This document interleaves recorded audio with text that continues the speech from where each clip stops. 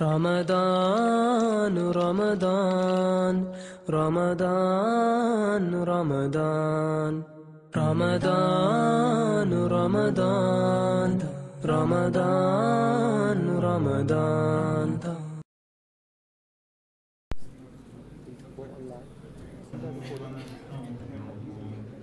ونؤمن به ونتوكل عليه ونعوذ بالله من شرور أنفسنا ومن سيئات أعمالنا من يهده الله فلا مضل له ومن يضلله فلا هادي له ونشهد أن لا إله إلا الله وحده لا شريك له ونشهد أن سيدنا ونبينا وشفيعنا وسندنا ومولانا محمدا عبده ورسوله صلى الله تبارك وتعالى عليه وعلى آله وصحبه وبارك وسلم تسليما كثيرا كثيرا. أما بعد فأعوذ بالله من الشيطان الرجيم. بسم الله الرحمن الرحيم. والضحى والليل إذا سجى ما ودعك ربك وما قلى وللآخرة خير لك من الأولى ولسوف يعطيك ربك فترضى ألم يجدك يتيما فآوى ووجدك ضالا فهدى ووجدك عائلا فأغنى فأما اليتيم فلا تقهر وأما السائل فلا تنهر وأما بنعمة ربك فحدث. صدق الله مولانا العظيم وصدق رسوله النبي الكريم ونحن على ذلك لمن الشاهدين والشاكرين والحمد لله رب العالمين. ایک مرتبہ درود شریف پڑھ. اللهم صل على محمد وعلى آل محمد كما صليت على إبراهيم وعلى آل إبراهيم إنك حميد مجيد. اللهم بارك على محمد وعلى آل محمد كما باركت على إبراهيم وعلى آل إبراهيم إنك حميد مجيد. میرے محترم دوست اور بزرگوں، محترم ماں بہنیں، یہ جو آپ کے سامنے سورت پڑھی گئی اور آج پہلی سورت جو پڑھی جائے گی، اس کے بعد اختتام قرآن ہوگا. دل تو یہ چاہتا ہے کہ ہر سورت پر کچھ بات کہوں، لیکن اس کے لیے تو بہت ہی وقت چاہیے اور اتنے وقت میں گنجائش ہی نہیں. مضامین اتنے طویل ہوتے ہیں یا اتنے لمبے ہوتے ہیں کہ اس کے متعلق ہر صورت کے متعلق کچھ عرض نہیں کر سکتے. تو اسی کے متعلق کچھ عرض کر دوں گا. وقت رہے گا تو شاید اخیر میں قل اعوذ برب الناس کے متعلق کچھ عرض کر دوں. یہ جو ہے سورۃ الضحیٰ ہے، جس میں حق تعالی شانہ نے قسم کھائی ہے ہر دن کی روشنی کی. ضحیٰ اس روشنی کو کہتے ہیں جو عین دوپہر کے وقت جو ہے زوال سے پہلے جب تک آپ یہ پڑھ سکتے ہیں، چاش پڑھ سکتے ہیں، اس روشنی کو کہتے ہیں. وہ بڑی تابناک اور بہت ہی خوبصورت ہوتی ہے. والضحیٰ واللیل اذا سجا ما ودعک ربک وما قلی. اور رات کی جب وہ چھا جائے، قسم ہے رات کی یعنی صبح کی روشنی کی قسم ہے اور رات کی تاریکی کی قسم ہے. دونوں قسمیں کھا کر حق تعالی شان کو فرماتے ہیں کہ اور یہ قسمیں کیوں کھائی؟ اس لیے کہ یہ عجیب چیز ہے. سورج کی روشنی اور تپش اگر نہ ہو تو انسان جی نہیں سکتا، اور رات کا اندھیرا نہ ہو تو انسان کو آرام نہیں ملتا. دونوں کی ضرورت ہے، دن کی گرمی کی، رات کے آرام کی، دن کے چہل پہل کی، رات کی راحت کی. تو دونوں کی ضرورت ہے. اس لیے آپ تعالی شانہ قسم کھا کر کہتے ہیں کہ یہ اس کو پیدا کرنے والا کون ہے؟ رات دن کی روشنی کون پیدا کرتا ہے؟ رات کے اندھیرے و سکون کو کون پیدا کرتا ہے؟ ظاہری بات ہے کہ حق تعالی شانہ ہی جو ہے اس کو پیدا کرتے ہیں. ما ودعک ربک وما قلی، نہیں چھوڑا آپ کو آپ کے رب نے اور نہ وہ بیزار ہوا، یعنی نبی کریم صلی اللہ علیہ وسلم کو حق تعالی شانہ نے جو ہے چھوڑا نہیں، اور جو ہے اور نہ آپ سے بیزار ہوا۔ اصل میں ایک واقعے کی طرف اشارہ ہے جس کو جندب ابن عبداللہ رضی اللہ البجلی رضی اللہ تعالی عنہ نے نقل کیا ہے کہ نبی کریم صلی اللہ علیہ وسلم کی انگلی جو ہے کسی بات میں کٹ گئی تھی، تو اللہ کے راستے میں کہیں تشریف لے گئے تھے تو آپ کی انگلی کٹ گئی تھی، تو آپ صلی اللہ علیہ وسلم نے اس کو ڈسمس کیا تھا، ان انتی الا اصبعین دمیتی وفی سبیل اللہ ما لقیتی، تجھے ایک چھوٹی سی انگلی ہی تو ہے اور جس میں خون آ گیا ہے، اور یہ خون بھی جو نکلا ہے وہ اللہ کے راستے میں ہی نکلا ہے۔ تو اتنی بات آپ صلی اللہ علیہ وسلم نے کہی تھی، اور پھر جب آپ واپس آئے تو بہت عرصے تک وحی نہیں نازل ہوئی آپ صلی اللہ علیہ وسلم، اور یہ جو ہے آپ صلی اللہ علیہ وسلم کے پیچھے کفار تو پڑے ہی تھے اور کفار آپ کے پیچھے تھے، تو انہوں نے یہ بات چلائی کہ ترکہ شیطانہ، آپ کے صلی اللہ علیہ وسلم آپ کے شیطان نے آپ کو چھوڑ دیا، اور جو ہے بعض روایات میں یوں آتا ہے کہ 2 رات آپ صلی اللہ علیہ وسلم تہجد میں اٹھ نہیں سکتے تھے، اور قرآن کہتا ہے یا ایھا المزمل قم اللیل الا قلیلا نصفہ او انقص منہ قلیلا او زد علیہ ورتل القرآن ترتیلا۔ ایک کملی پوش اور کملی اوڑھنے والے جو ہے یا ایھا المزمل قم اللیل الا قلیلا، رات کو جاگو تھوڑی دیر سو، نصفہ آدھی رات جاگو جو ہے آدھی رات سو، یا زیادہ سو اور تھوڑی دیر جاگو، تو لیکن ضرور آپ تہجد کے لیے اٹھا کرو۔ آپ صلی اللہ علیہ وسلم کی 2 راتیں جو ہے منقطع ہو گئی، اور 2 راتیں آپ تہجد میں اٹھ نہیں سکے، تو اس لیے جو ہے وحی منقطع ہو گئی، وحی بند ہو گئی۔ تو یہ جو ہے اس کے بعد جو ہے کفار میں بات پھیل گئی کہ ان کے پاس آنے والا بند ہو گیا، اور اس طرح فترت وحی کا واقعہ جو ہے 3 مرتبہ نبی کریم صلی اللہ علیہ وسلم پر گزرا ہے، 3 مرتبہ آپ صلی اللہ علیہ وسلم پر وحی بند ہوئی ہے۔ پہلے واقعے کا ذکر بخاری شریف کی ابتدائی صورتوں میں ہے کہ نبی کریم صلی اللہ علیہ وسلم کان یتعبد اللیالی، آپ صلی اللہ علیہ وسلم غار حرا میں جایا کرتے تھے، اور وہاں پر جو ہے کان یتحنث اللیالی، وہاں پر جو ہے آپ عبادات کرتے تھے، وہ تعبد کان یتحنث فی غار حرا، جو ہے غار حرا میں آپ عبادت کرتے تھے۔ اصل حنث کا مطلب یہ ہے کہ گناہوں کو چھوڑنا، چونکہ انسان یا کوئی جو ہے گناہ کو چھوڑنا یا لغزشوں کو چھوڑنا، چونکہ انسان جب کسی جگہ جاتا ہے اور وہاں رہ کر جو ہے ہر چیز سے ہٹ کر عبادت کرتا ہے، تو فطری چیز سے فطری طور پر جو ہے گناہ چھوٹ جاتے ہیں۔ جیسے اسی وجہ سے اعتکاف جو ہے مصنوع کیا گیا، الاعتکاف الوقوف فی المساجد، اعتکاف کہتے ہیں مسجد میں ٹھہرنے کو، اور انسان جب مسجد میں ٹھہرتا ہے تو عبادت کرے یا نہ کرے، وہ تو کرے گا ہی، لیکن عبادت کرے یا نہ کرے تو گناہوں سے تو بچ ہی جائے گا، اس لیے کہ مسجد میں رہ کر کہاں جو ہے اس کی نگاہ کہیں پڑے گی، کہاں جو اس سے کوئی گناہ ہوگا، کہاں وہ کسی کی غیبت کرے گا، کہاں تو جو ہے بہت سے گناہ سے محض مسجد میں بیٹھنے کی وجہ سے بہت سے گناہ سے بچ جاتا ہے۔ اسی طرح نبی کریم صلی اللہ علیہ وسلم مکہ مکرمہ کے چہل پہل سے نکل کر غار حرا میں تشریف لے جاتے تھے، وہاں جو ہے عبادت کرتے تھے اور توشہ لے جاتے تھے۔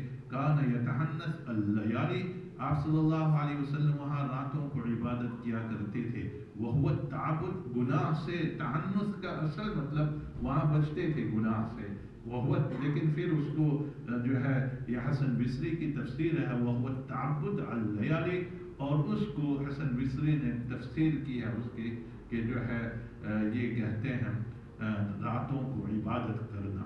تو آپ صلی اللہ علیہ وسلم راتوں کو عبادت کیا کرتے تھے۔ کس طرح عبادت کرتے تھے؟ ابھی تو وہ نبی بنے نہیں تھے۔ محدثین نے اس میں جو ہے مختلف اقوال نقل کیے ہیں، زیادہ تر میڈیٹیشن اور مراقبہ اور اللہ کی دنیا کی تخلیق کے بارے میں آپ صلی اللہ علیہ وسلم سوچا کرتے تھے، حتیٰ جاء الملک، یہاں تک کہ جو فرشتہ آیا، اور فرشتہ نے آ کر آپ کو 3 مرتبہ بھیجا اور زور سے جو ہے معانقہ کیا۔ یہ 3 مرتبہ معانقہ کرنا اور یوں کہنا کہ بھریے یا رسول اللہ بھریے، تو آپ صلی اللہ علیہ وسلم کہتے ہیں ما انا بقارئ، میں تو پڑھا لکھا نہیں ہوں۔ تو شاہ عبدالعزیز محدث دہلوی بہت بڑے محدث اور مفسر ہیں، خود مفسر بھی ہیں، مفسر قرآن بھی ہے اور محدث عظیم ہیں۔ انہوں نے یہ 3 مرتبہ بیچنے کی وجہ اور 3 مرتبہ معانقہ کرنے کی وجہ یہ بتلائی ہے کہ جو ہے جب مشائخ خلافت دیتے ہیں اور کسی کی اصلاح کرتے ہیں اور شیخ کے ساتھ جو نسبت ہوتی ہے مریدین کی، وہ 4 قسم کی ہوتی ہے۔ ایک تو ہے نسبت انعکاسی، دوسری نسبت القائی، دوسری نسبت القائی، تیسری نسبت اصلاحی اور چوتھی نسبت اتحادی۔ یہ 4 نسبتیں ہوتی ہیں مرید کی شیخ کے ساتھ یا صحابی کی نبی کریم صلی اللہ علیہ وسلم کے ساتھ، یہ 4 نسبتیں ہوتی ہیں۔ یہ 4 نسبتیں کیسی؟ پہلی جو ہے نسبت انعکاسی۔ نسبت انعکاسی اسے کہتے ہیں کہ جو ہے شیخ بیٹھا ہوا ہو، کوئی انسان آئے اس کے سامنے، تو جو ہے شیخ کا اندرون اور ان کا جو ہے باطن اتنا منور ہو کہ اس کا عکس مرر کی طرح سامنے والے پر پڑتا ہے۔ تو سامنے والے پر پڑتا ہے تو وہ جو ہے جب تک ان کے ساتھ رہتا ہے تو اس کے اندر بھی وہ تمام اثرات، جس طرح شیخ کے اندر جو بات ہوتی ہے وہ تمام اثرات اس کے اندر پڑتے رہتے ہیں اور وہ جو ہے اسی طرح کی کیفیات محسوس کرتا ہے۔ لیکن یہ مرر ہے، فقط مرر ہے۔ جب وہاں سے وہ آدمی وہاں سے ہٹتا ہے تو فوراً جو ہے جس حالت میں وہ ہوتا ہے اسی طرح جو ہے اس کی حالت ہو جاتی ہے۔ اور یہ جو ہے شیخ کا کمال ہے کہ یہ بیٹھا بیٹھا جو ہے اس کے اثرات اس کے دل پر پڑتے ہیں۔ اسی وجہ سے بزرگان دین کے پاس انسان کو جانا چاہیے، اس لیے کہ صحبت صالح ترا صالح کند، نیک انسان کی صحبت آہستہ آہستہ تجھے تیرے اندر نیکی پیدا کر دیتی ہے، اور صحبت طالح ترا طالح کند، اور برے کی صحبت جو ہے تجھے برا ہی بنا دیتا ہے اور تجھے برے راستے کی طرف لے جاتا ہے۔ اللہ والوں کے پاس انسان بیٹھتا ہے، زندگیاں بعضوں کی 5 سیکنڈ میں، 5 منٹ میں، 10 منٹ میں بیٹھنے کی وجہ سے زندگیاں پلٹ گئی، اور اس قسم کے واقعات جو ہے بہت ہیں۔ بزرگان دین کے واقعات میں سے اس قسم کے واقعات بہت زیادہ ہیں۔ تو یہ پہلی نسبت جو ہے نسبت انعکاسی ہے۔ دوسری نسبت جو ہے القائی ہوتی ہے، اور نسبت القائی کا مطلب یہ ہے کہ شیخ کے پاس رہنے کی وجہ سے اور شیخ کے پاس مداولت کی وجہ سے، ہمیشہ آتے جاتے رہنے کی وجہ سے، مرید کے اندر یا صحابی کے آپ صلی اللہ علیہ وسلم کے پاس رہنے کی وجہ سے مرید کے اندر جو ہے ایک صلاحیت پیدا ہوتی ہے جو لیمپ کی طرح ہوتی ہے، اور لیمپ جو ہے اس میں تیل ڈالتے ہیں اور جب ماچس سے وہ اس کو چالو کرتے ہیں تو جو ہے وہ روشنی تو انسان کے پاس آ جاتی ہے، لیکن کوئی زور سے ہوا چلے تو وہ روشنی ختم ہو جاتی ہے، اسے کہتے ہیں نسبت القائی۔ تیسری نسبت جو شاہ عبدالعزیز نے بتلائی ہے وہ نسبت اصلاحی ہے، اور جو ہے وہ دوسری نسبت اصلاحی، تیسری نسبت القائی، وہ یہ ہے کہ ایسا اتنا زبردست جو ہے اس میں تعلق پیدا ہوتا ہے کہ جیسے کوئی بڑی نہر ہو اور اس کے ساتھ چھوٹا سا کنل لگا دیں، تو چھوٹا سا کنل لگا دیں۔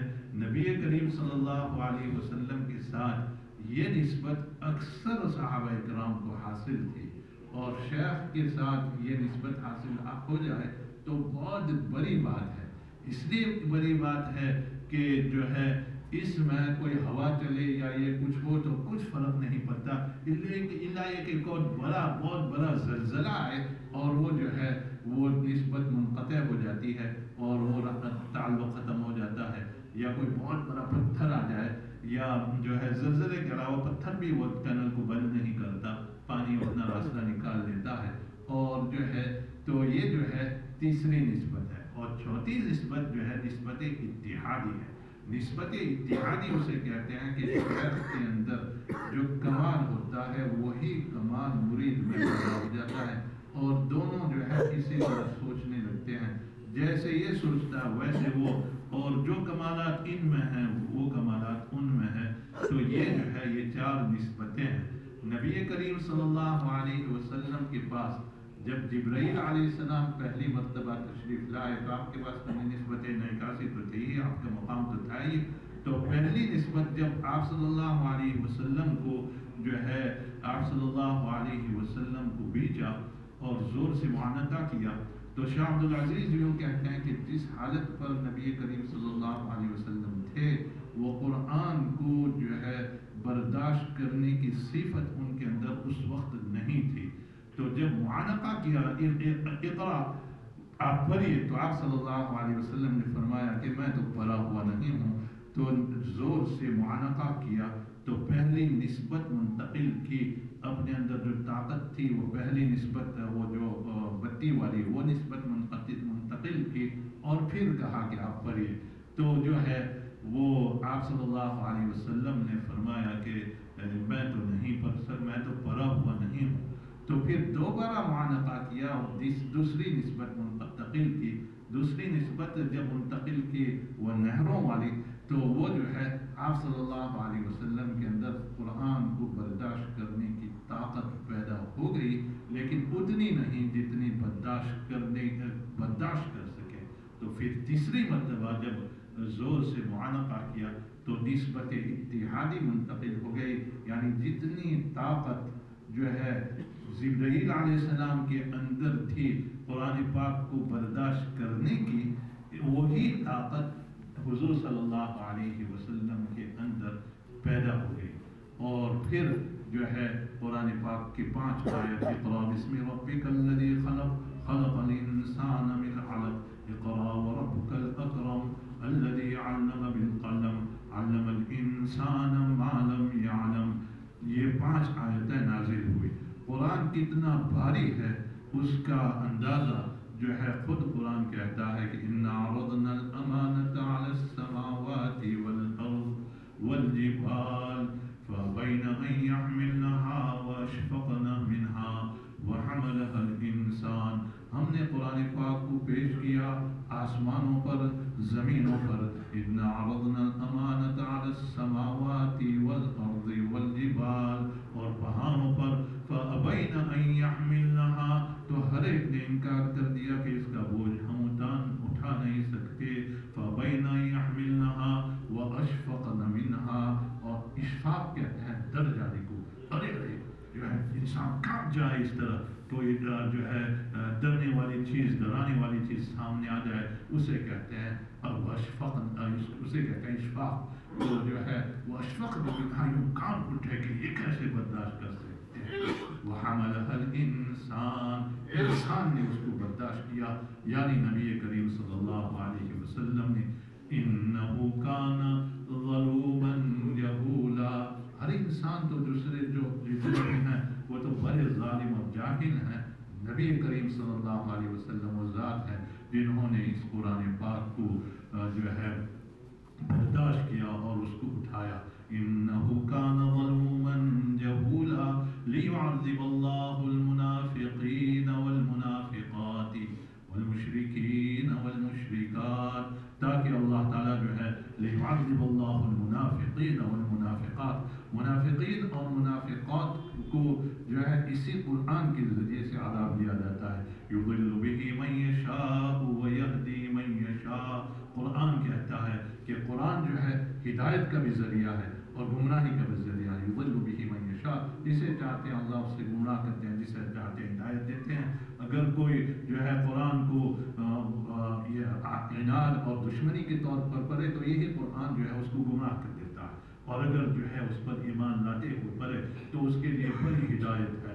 युअज़्ज़िबुल्लाहुल मुनाफ़िक़ीन वल मुनाफ़िक़ाति वल मुशरिकीन वल मुशरिकात व यतूबुल्लाहु अलल मुमिनीन वल मुमिनात, और इसी के ज़रिए अल्लाह ताला जो है मोमिन मर्द और मोमिन औरतों पर की मग़फ़िरत करता है और उनको जो है उनकी तौबा कबूल करता है। अल्लाह ताला हमें इस गिरोह में से बना दे। वयतूबुल्लाहु अलल मुमिनीन वल मुमिनात व काना अल्लाहु गफूरर रहीमा, और अल्लाह ताला बड़े मेहरबान और बड़े रहम करने वाले हैं।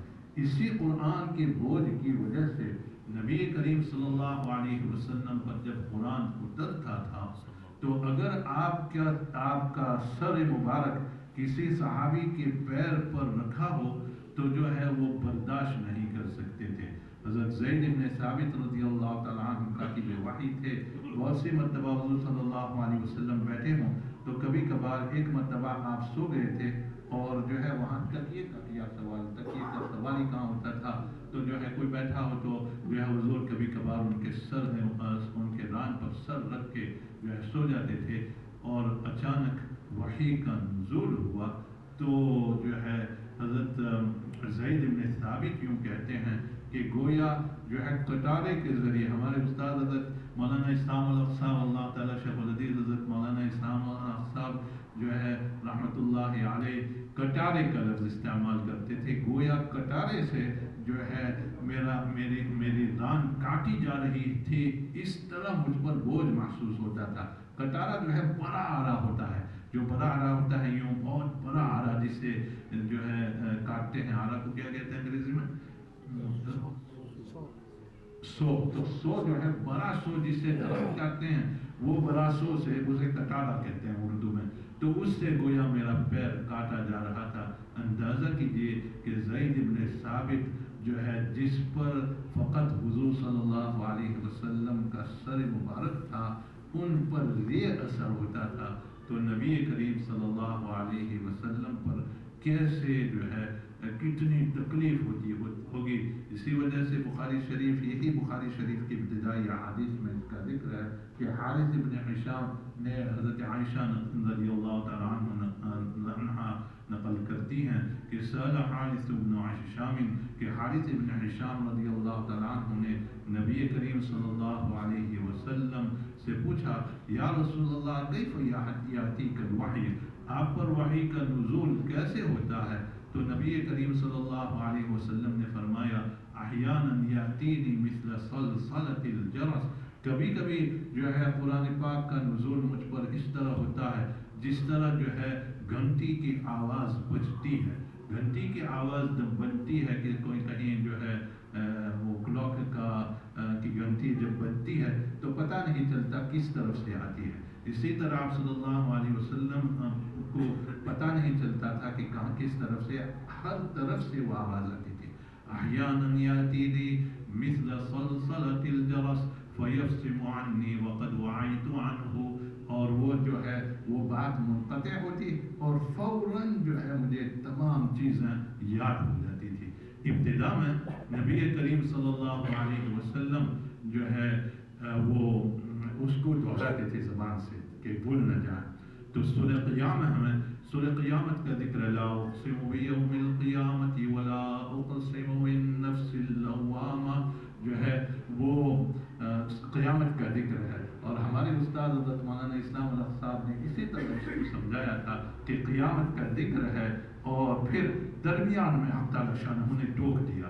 तो इस तरह हमारे उस्ताद ने इस बुखारी शरीफ की इस रिवायत को समझाया था जो आगे आ रही है जो है बुखारी शरीफ में, कि जो है जैसे बाप बेटे को खाते वक्त नसीहत करता है, बेटा इस तरह नहीं करते, बेटा इस तरह नहीं करते, बेटा ज़िंदगी इस तरह बसर करते हैं, लोगों से इस तरह मिलते हैं और इस तरह जो है इस तरह नसीहतें करता है। उतने में बेटे ने जो है अपनी प्लेट में बहुत ज़्यादा खाना डाल दिया तो बाप ने देख लिया, तो ये नसीहत के दरमियान जो है ہفتہ نصیحت باپ یہ کہتا ہے بیٹا اتنا کھانا نہیں لیتے، حالانکہ وہ بات چل رہی کوئی اور، بیٹا اتنا کھانا نہیں لیتے، جو ہے پھر بگڑتا ہے، بن جاتا ہے، اس لیے اتنا زیادہ نہیں لیتے. پھر دوبارہ جو ہے بات کو ٹالتے ہوئے درمیان میں بات کہتے ہوئے دوبارہ اپنی نصیحت کی طرف لوٹ جاتے ہیں.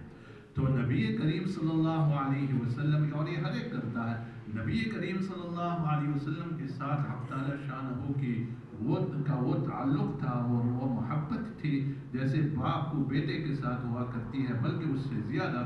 تو سورہ قیامہ کا منظر چل رہا ہے، اور سورہ قیامہ میں جو ہے حق تعالی شانہ قیامت کا منظر جو ہے چلا رہے ہیں. لا اقسم بیوم القیامہ، لمبی چوڑی آیات ہے. درمیان میں جو ہے یہ بات جملہ معترضہ اسے کہتے ہیں، درمیان میں یہ بات آ جاتی ہے لا تحرک بہ لسانک لتعجل بہ. اے نبی کریم، اے محمد ابن عبداللہ صلی اللہ علیہ وسلم، آپ اپنی زبان نہ ہلائیے تاکہ اس کو حاصل کر لیں، جلدی سے حاصل کر لیں. لا تحرک بہ لسانک لتعجل بہ ان علینا جمعہ وقرآنہ. ہمارے ہی ذمہ ہے اس کو جمع کرنا اور اس کو پروانا. ان علینا جمعہ وقرآنہ ثم ان علینا بیانہ. پھر اس کو بیان کرنا بھی ہمارے ذمہ ہے. آپ فکر نہ کریں، آپ جو ہے اس کو لوٹائیے نہیں، اپنی زبان سے جلدی جلدی ہلائیے مت. جو ہے کتنے پیارے لفظوں میں حق تعالی شانہ نے اپنے نبی صلی اللہ علیہ وسلم کو تنبیہ کی ہے. لا تحرک بہ لسانک لتعجل بہ ان علینا جمعہ وقرآنہ ثم ان علینا بیانہ. پھر جو ہے کل دوبارہ جو ہے سورہ قیامہ اور قیامت کے مناظر کو بیان کر رہے ہیں. تو نبی کریم صلی اللہ علیہ وسلم پر اتنا بوجھ جو قرآن پاک کے نزول اس کا ہوتا تھا، تو جو ہے وہ آپ صلی اللہ علیہ وسلم فاعی عنہ، میں اس کو یاد کر لیتا ہوں، جب وہ وحی منتقل ہو جو وحی بند ہو جاتی ہے تو سب کچھ یاد ہو جاتا ہے. اور حضرت مائیں عائشہ رضی اللہ تعالیٰ عنہا یوں کہتی ہیں کہ جب نبی کریم صلی اللہ علیہ وسلم پر وحی کی یہ صورت نازل ہوتی تو وَإِنَّ جَبِينَهُ لَيَتَفَصَّلُ عَرَقًا، تو میں نے جو ہے سردی کے موسم میں نبی کریم صلی اللہ علیہ وسلم پر جب وحی کی یہ شکل نازل ہوتی تو سردی کے موسم میں نے دیکھا کہ آپ پسینہ سے بالکل تر ہو جاتے تھے، پورا بدن جو ہے پسینہ سے تر ہو جاتا تھا. تو جب یہ وحی کا نزول اس طرح ہوتا، یہ سب سے جو ہے وحی کا نزول انشاءاللہ کسی اور موقع پر بیان کریں گے کہ کتنے اس کی جو ہے قسمیں ہیں. تو یہ سب سے مشکل جب یہ ہوتا تو کسی انسان پر ہو تو وہ اس کو برداشت نہیں کر سکتا تھا. اگر آپ صلی اللہ علیہ وسلم اپنی قصوہ پر بیٹھے ہوں تو وہ اونٹنی بیٹھ جاتی تھی اور اس کو وہ برداشت نہیں کر سکتی تھی. تو جب یہ حالت تھی وحی کی تو جو ہے نبی کریم صلی اللہ علیہ وسلم کو وہ طاقت پہنچانی تھی جس کے ذریعے سے نبی کریم صلی اللہ علیہ وسلم قرآن کی آیات کو برداشت کر سکے. اور یہ ہے یہ نسبت اتحادی، جب جو ہے وہ طاقت حاصل ہو گئی حضور کے اندر جو جبرائیل علیہ السلام کے اندر تھی، یہ ابتدائی وحی میں وہ طاقت حاصل ہو گئی. پھر آپ صلی اللہ علیہ وسلم ترقی کرتے کرتے چلے گئے اور نبوت میں کی وجہ سے ترقی کرتے کرتے چلے گئے. جب معراج کے موقع پر پہنچتے ہیں، حالانکہ یہ اپنی زندگی کے درمیانی سال ہیں، اس کے بعد تو بہت ترقی مدنی زندگی میں تو اس سے بہت ہی زیادہ ترقی جو ہے ہوتی گئی. اس لیے کہ جو ہے مشائخ کے یہاں بھی، انبیاء کے یہاں بھی آخری زندگی میں جو ترقی ہوتی ہے وہ ابتدائی زندگی میں اتنی نہیں ہوتی. اس کے بعد تو جو ہے جو ترقی ہوتی ہے آخری سالوں میں. اسی وجہ سے آپ نے دیکھا ہوگا کہ جتنے بھی مشائخ بڑے مشائخ کبار ہیں ان کی ابتدائی زندگی میں جو ہے بہت قسم کرسی کا عالم ہوتا ہے. اسی وجہ سے شیخ نور اللہ مرقدہ یوں کہا کرتے تھے کہ کوئی مشائخ کی آخری زندگی نہ دیکھے، اس لیے کہ وہ اللہ کی نعمتوں کے اور اللہ کی فتوحات کا وہ دور ہوتا ہے جب اللہ کی طرف سے رحمتوں کی بارش ہوتی ہے اور وہ جو ہے فتوحات ہی فتوحات، لوگ آتے ہیں آتے جاتے رہتے ہیں، تو اگر کوئی مشائخ کی حضرت شیخ نور اللہ مرقدہ کہا کرتے تھے کہ مشائخ کی انتہائی زندگی دیکھے تو وہ گمراہ ہوگا، ابتدائی زندگی دیکھے تو وہ کامیاب ہوگا۔ حضرت مولانا یعقوب صاحب مجددی جو ہے، جو بہت سلسلہ نقشبندیہ کے بہت بڑے شیخ تھے، اور مولانا عمران خان صاحب کے شیخ تھے، ان کے والد جو ہے شیخ ابو الخیر مجددی، جو حضرت شاہ عبد الغنی محدث بریلوی کے خلیفہ تھے، تو حضرت مولانا یعقوب صاحب مجددی یوں کہا کرتے تھے کہ ہماری ابتدائی زندگی میں ہماری یہ حالت تھی کہ اتنا فاقہ گزرتا تھا ہمارے اوپر کہ ہم نے صحابہ کرام نے جتنے بھی فاقے کے جو طریقے، فاقوں کے حال میں جو طریقے اختیار کیے ہیں، وہ تمام طریقے ہم نے اختیار کیے تھے۔ حضرت صحابہ کرام کے متعلق آتا ہے کہ کوئی جو ہے حصار کے زمانے میں جس وقت بائیکاٹ کیا تھا کفار نے، تو پیشاب کرنے کے لیے گئے تو جو ہے کچھ چمڑا، کچھ جو ہے آواز کھٹکھٹانے کی محسوس ہوئی، رات کا وقت تھا، تو ہاتھ اس طرح لگایا تو پتہ چلا چمڑا ہے، تو اس کو پھر اٹھایا، دھویا اور پھر اس کو پانی میں ابالا اور اس کو کھایا۔ تو جو ہے جب یہ حالت تھی کہ اتنا زیادہ جو ہے، اتنا زیادہ صحابہ کرام نے قربانیاں کی ہیں، تو حضرت مولانا یعقوب صاحب مجددی یوں کہتے ہیں کہ ہمارے طالب علمی کے زمانے میں صحابہ کرام کے تمام مجاہدات ہم نے اختیار کیے تھے۔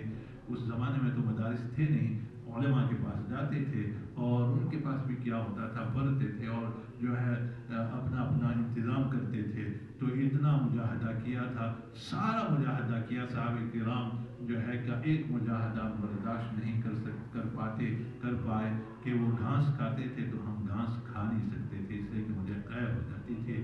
یہ مولانا یعقوب صاحب مجددی بعد میں بہت بڑے شیخ بنے، تو جو ان کی آخری زندگی دیکھے گا کہ حلوے مالدے اور سب کچھ ان کے پاس آتا ہے تو جو ہے وہ گمراہ ہوگا۔ تو نبی کریم صلی اللہ علیہ وسلم کی انتہائی زندگی تو بہت بعد کی بہت ترقیات کی زندگی تھی، لیکن جب آپ جو ہے یہ وحی کے نزول کے وقت اور اس کے بعد معراج کے وقت جو مکہ مکرمہ میں جن کا وقوع ہوا تھا، تو دونوں کے درمیان اتنی ترقی ہوئی کہ جب آپ جو ہے سدرۃ المنتہا پر پہنچے اور جبرائیل علیہ السلام سے یوں کہا کہ چلیے آگے چلیے اللہ سے ملاقات کے لیے، تو یوں کہنے لگے جبرائیل کہ جو ہے اب میں آگے نہیں پہنچ سکتا، اس لیے کہ اگر میں آگے پہنچوں گا تو میرے پر اللہ تعالیٰ کی تجلیات کی گرمی کی وجہ سے جل جائیں گے، تو میرے پر جو ہے اللہ کی تجلیات کی گرمی سے جل جائیں گے۔ اور نبی کریم صلی اللہ علیہ وسلم پھر آگے اکیلے چلے گئے، فَكَانَ قَابَ قَوْسَيْنِ أَوْ أَدْنَىٰ، آپ جو ہے اللہ تعالیٰ شانہ کے اتنے قریب ہوئے جتنے جو ہے تیر پھینکے جاتے ہیں، 2 تیر پھینکے جاتے ہیں، فَكَانَ قَابَ قَوْسَيْنِ أَوْ أَدْنَىٰ، اور اس سے قریب، یعنی اتنا فاصلہ پر نبی کریم صلی اللہ علیہ وسلم پہنچ گئے تھے۔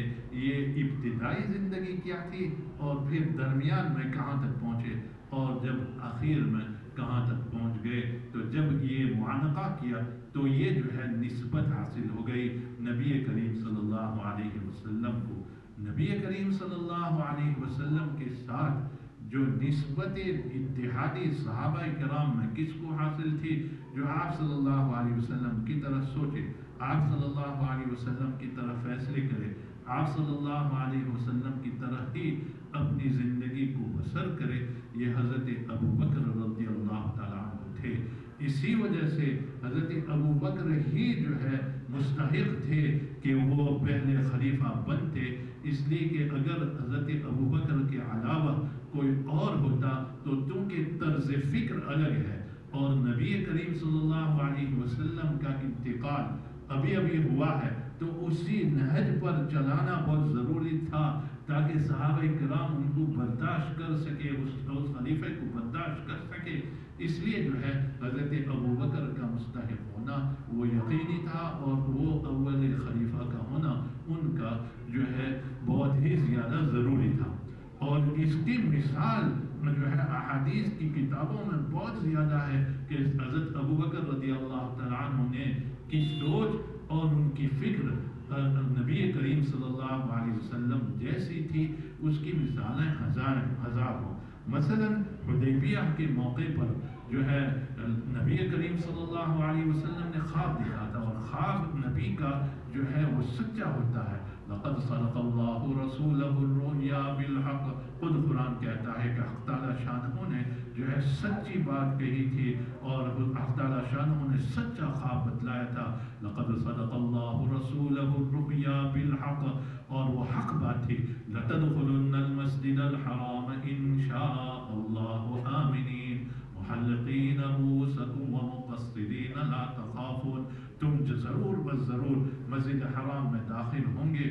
لتدخلن المسجد الحرام ان شاء اللہ آمنین، امن کے ساتھ، محلقین رؤوسکم ومقصرین، بال کٹاتے ہوئے اور جو ہے قصر کرتے ہوئے آپ ضرور داخل ہوں گے۔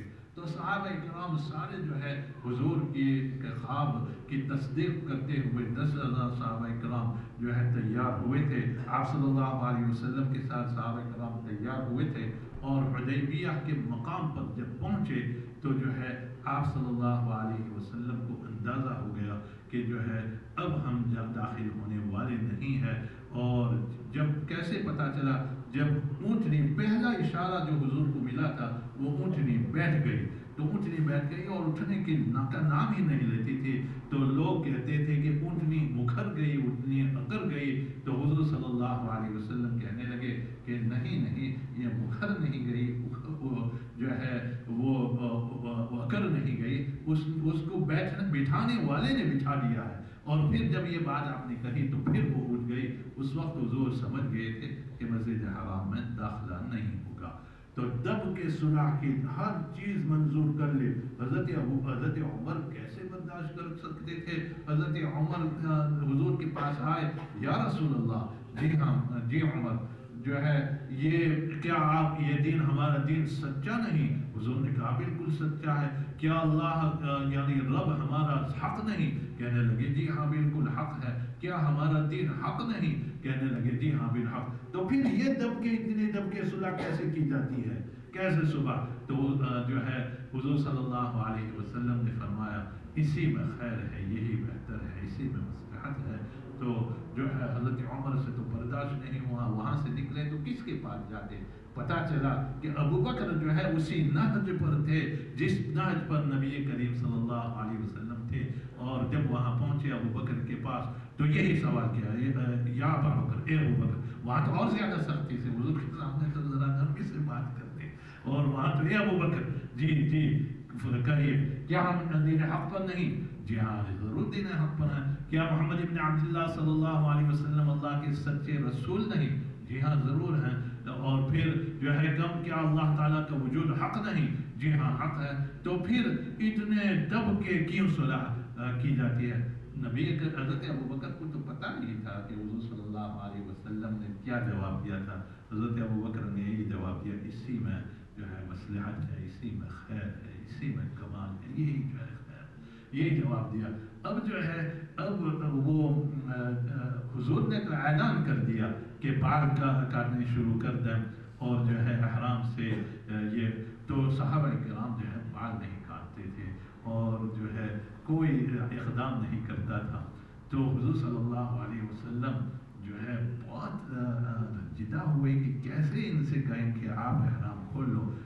خیمے میں داخل ہوئے، اور شاید ام حبیبہ رضی اللہ تعالیٰ عنہ ازواج مطہرات میں سے کسی سے یوں کہا، یا ام سلمہ سے کہا کہ یہ جو ہے صحابہ کرام باز نہیں، یہ حلال نہیں ہو رہے ہیں۔ تو ازواج مطہرات میں سے جو بھی تھی انہوں نے یوں کہا کہ یا رسول اللہ، آپ باہر جائیے، حلاق کو بلائیے، آپ شروع کیجئے، سب بال کاٹنے شروع کر دیں گے۔ تو حضور جو ہے باہر تشریف لے گئے، اور ابو طلحہ جو آپ کے نائی تھے، آپ کے بال کاٹنے والے تھے، ان کو بلایا، ان سے یوں کہا بال کاٹنا شروع کیا۔ جیسے بال کاٹنے شروع ہوئے تو صحابہ کرام جو ہے وہ تو فدا ہی تھے، ہر بات کو تسلیم کرنے کے لیے تیار تھے۔ کوئی اور ہوتا، کوئی اور قوم ہوتی تو وہ کہتے ہم تو جو ہے آگے بڑھتے ہیں، وہ نہ آئے تو کیا حرج ہے، لیکن صحابہ کرام تو حضور کے کیسے فدا تھے، تو بیٹھ گئے صحابہ کرام بات کرنے کے لیے اور زار و قطار رو رہے تھے صحابہ کرام کہ ہم کس امید سے آئے تھے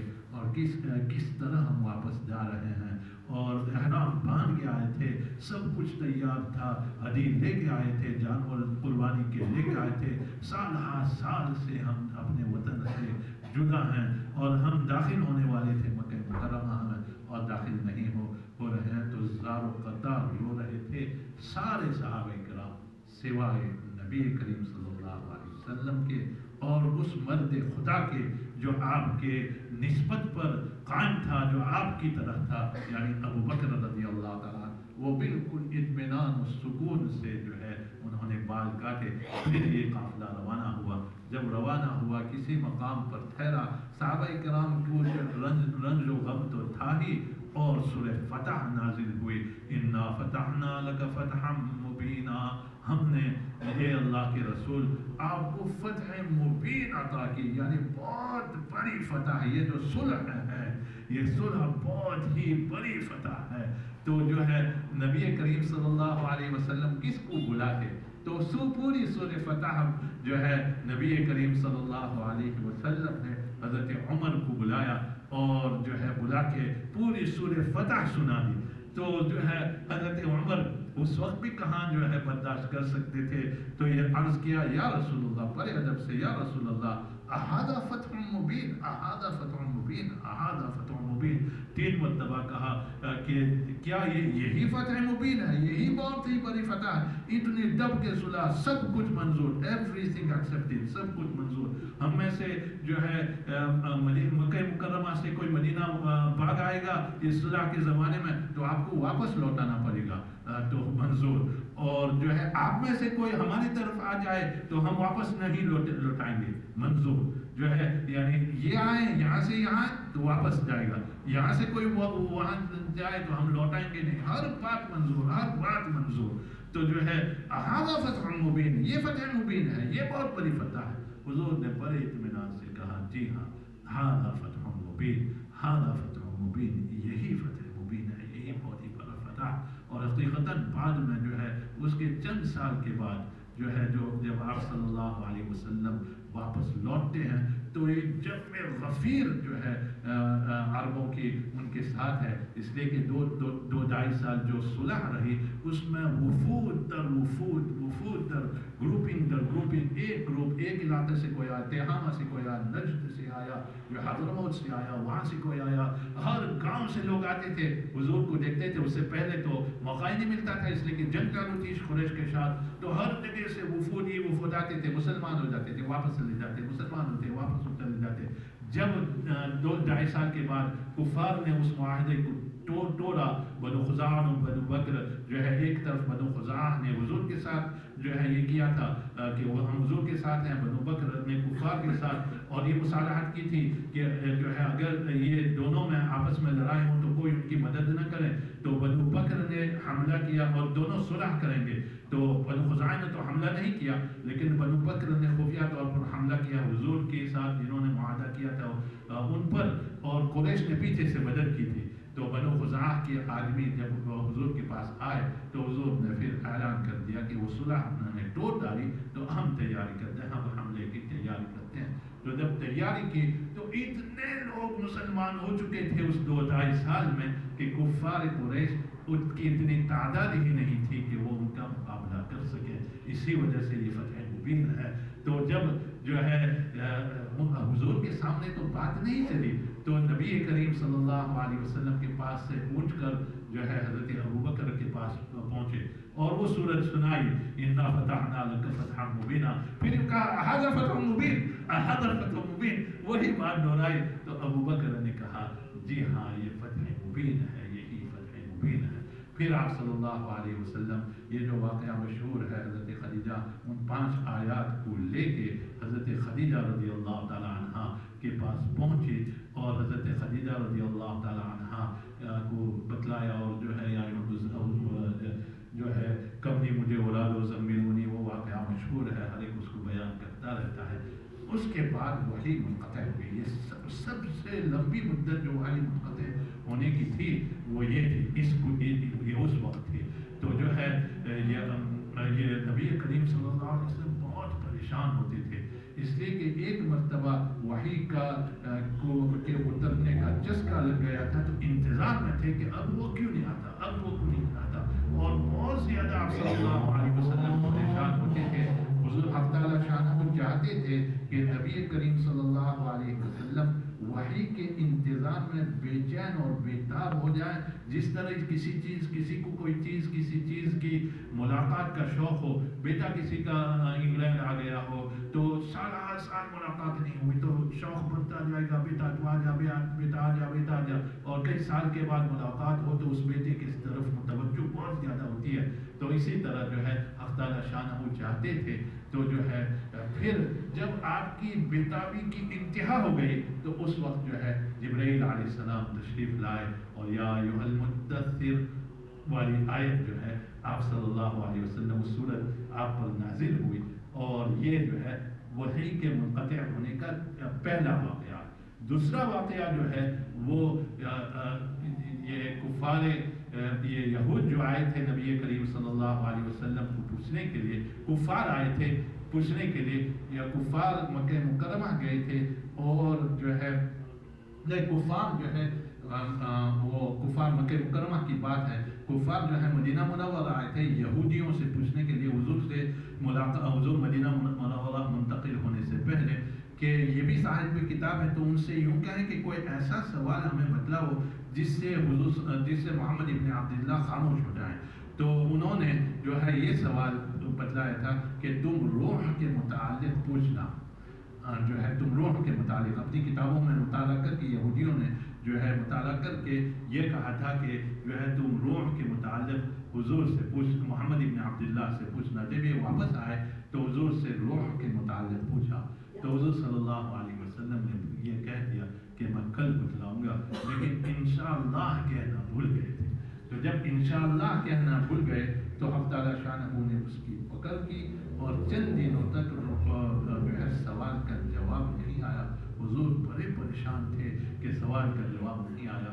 اور پھر جو ہے پہلے وَلَا تَقُولَنَّ لِشَيْءٍ إِنِّي فَاعِلٌ ذَلِكَ غَدًا إِلَّا إِن شَاءَ اللَّهُ، یہ نازل ہوا کہ تم کوئی کام کے متعلق یہ نہ کہو کہ میں کل کروں گا، مگر اس کے ساتھ ساتھ انشاءاللہ کہہ دو.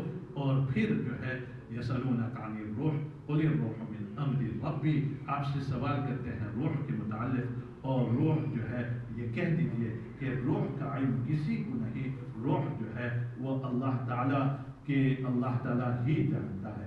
تو یہ دوسرا پہلا جو ہے شروع میں جب قرآن پاک کا نزول ہوا تھا اس وقت لمبے زمانے تک، پھر جو ہے روح کے متعلق جب سوال ہوا وہ مختصر زمانے تک. اور یہ دو دن تہجد نہیں پڑی تھی تو جو ہے قرآن پاک اٹک گیا تھا، قرآن پاک کا نزول بند ہو گیا تھا.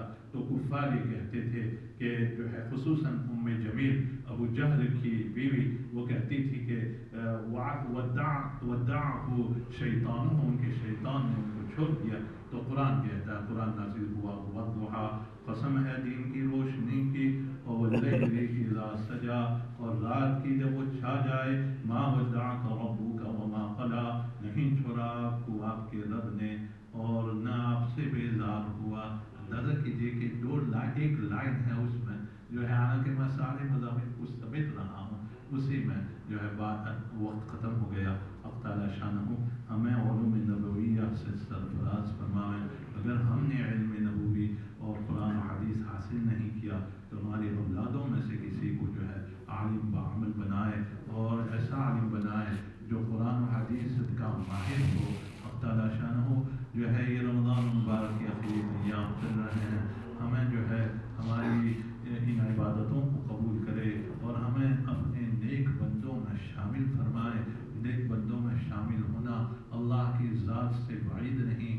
نیک بندوں میں جو ہے کسی کا دامن پکڑ کے ہم چلے جائیں قیامت کے دن تو انہی کے ساتھ، اللہ سے تو بعید ہے کہ کسی کے ساتھ آپ جا رہے ہوں تو اس کو ہٹا دے، اور اس کو جو ہے جیسے دعوتوں میں ہوتا ہے نہیں ہوتا، انسان کسی دعوت میں جاتا ہے کسی اللہ والے کے ساتھ تو وہ جو ہے ساتھ میں اس کو یوں ہٹا نہیں دیتے. تو اللہ کسی اللہ والے کے دامن کو پکڑتے ہوئے ہمیں جنت میں پہنچا دے. تو جس مقام پر وہ ہوں گے اللہ ہمیں بھی اس مقام پر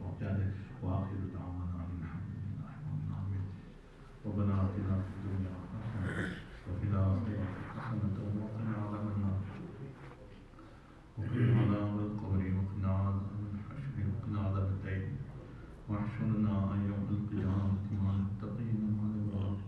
یا اللہ قیامت کے دن اسی کا ترجمہ یہی ہے واحشرنا یوم القیامة مع المتقین مع الأبرار. یا اللہ قیامت کے دن ہمیں متقیوں اور ابرار کے ساتھ ہمارا حشر فرمانا.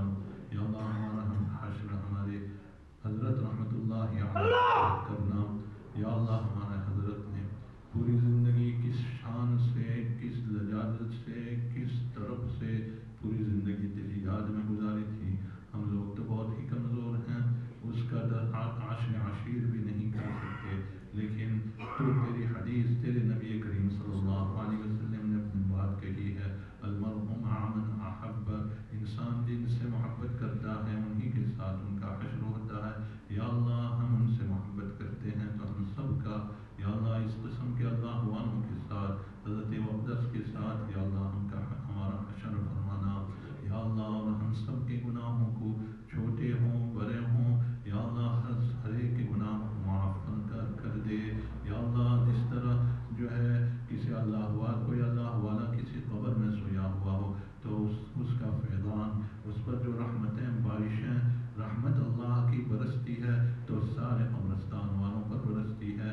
اسی طرح یا اللہ ولی حضرت رحمۃ اللہ علیہ پر جو فیضان اترتا ہے یا اللہ اس فیضان میں سے ہمیں بھی حصہ نصیب فرما. یا اللہ ہمارا حشر جب بھی ہمارا وقت آ جائے، آخری وقت آ جائے تو صلحاء